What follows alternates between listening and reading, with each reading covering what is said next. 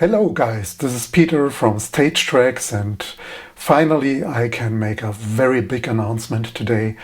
Version 4 of Traxx has just been released on the App Store. This is a huge update with brand new features, and I am very happy to show you how it looks today. So let's get on with it. Here, this is the main interface of Traxx 4. It might look a little bit familiar. There are some differences to version 3. We have on the top a bar which contains our song information, the current song, our time, what is coming up. We have here two buttons to trigger what the sidebar can show. This is the song list. These are playlists, and you can hide it. You can also change the weight of the sidebar. What's new is this new area here at the bottom below the top bar. This is an area where you either can display audio region buttons like I do now. This allows you to jump directly to regions or change the playback mode for regions. I will come back to that a little bit later.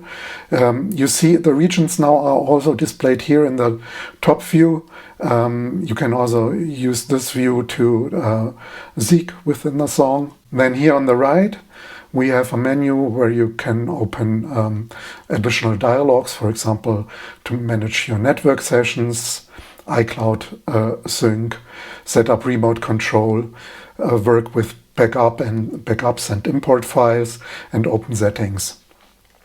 Then the big performance area with the sidebar showing your songs to the left, and the lyrics area to the right. What is new?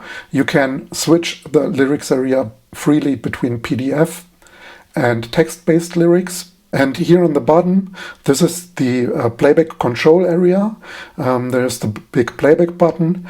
Then this area is empty by default. I have added some so-called assignable controls to it. You can add up to 10 custom buttons or knobs to change whatever you want. Everything that can be remote controlled via MIDI can also be remote controlled via assignable buttons here.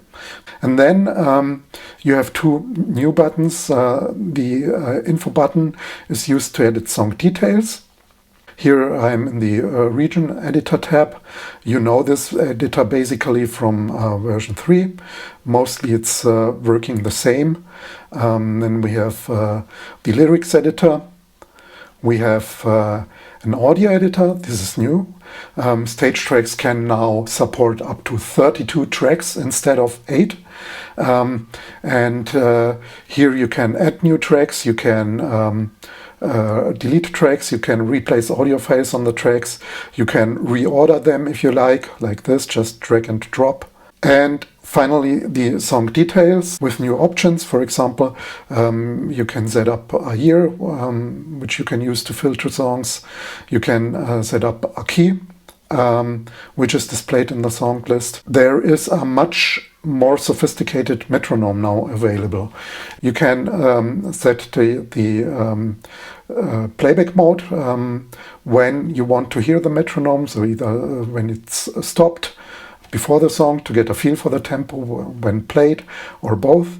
And then you can use either a visual only, an audio only, and visual and audio combined. And there are different samples you can choose for the audio track or audio click. Okay, and one of the biggest new things here in version 4, that's the song mixer. It is a full-featured song mixer, which has two layers for song-specific tracks. So every track in the song will be visible here. And for output buses, this is also new. There is no more fixed track structure.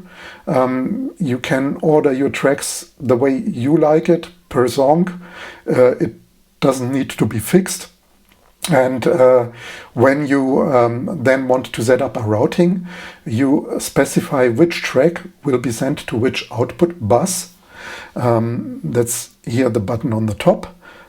Sorry, here we are on the tracks. That's the button on the top.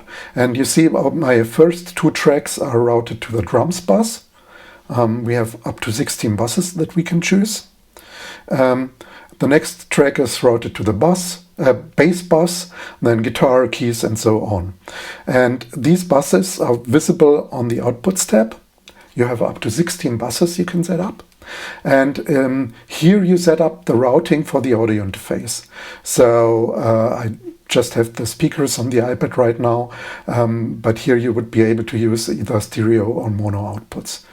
As before, stereo tracks are automatically summed to mono when you select a mono output. Now, what's new? You can apply up to 4 audio plugins.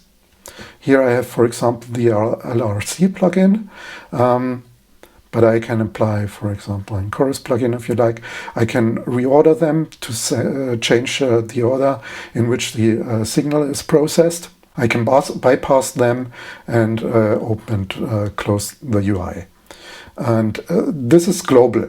So if you set up your plugins for a bus, this will be applied to all songs.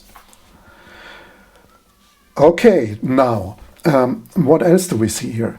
On the left, you see that the song does now no longer display only the title, the time, and the artist, but now we have an optional notes field that you can enter in song details, and we have additional song properties that are displayed. Here you can see the key of the song, G minor. We have the number of tracks displayed here and the tempo. You can decide for yourself or set up for yourself in settings what you want to display here and what not, and only information that deviates from the defaults will be displayed. So for example, if I change the pitch on this song, then you will see the info that this song has been transposed over here. Double tap will reset it, and the next point is, so below the bus selection, we have a 4-band equalizer. You can edit it in the graphics display or with the knobs here at the bottom. You can reset everything. You can solo tracks, change the track, the pan position.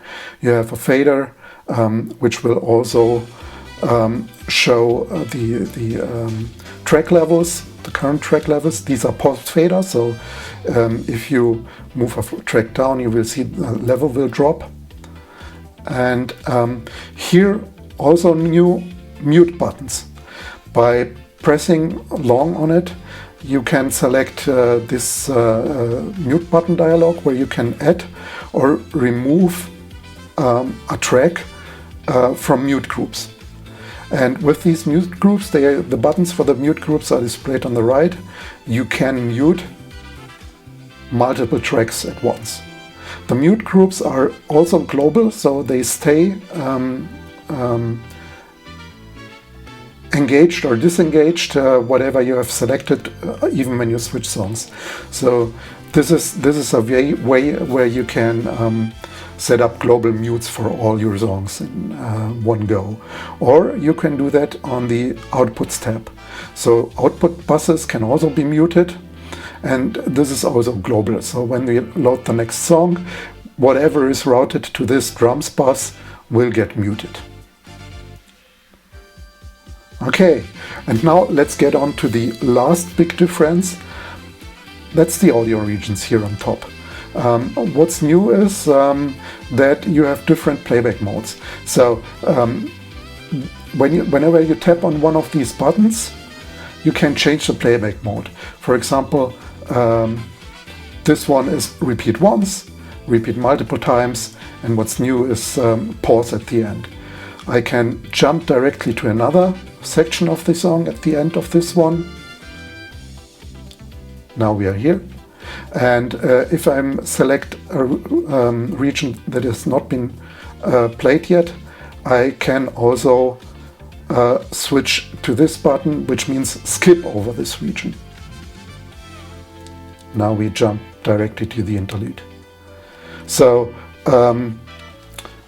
With these new region playback modes, you have much more possibilities to rearrange the song during your gig.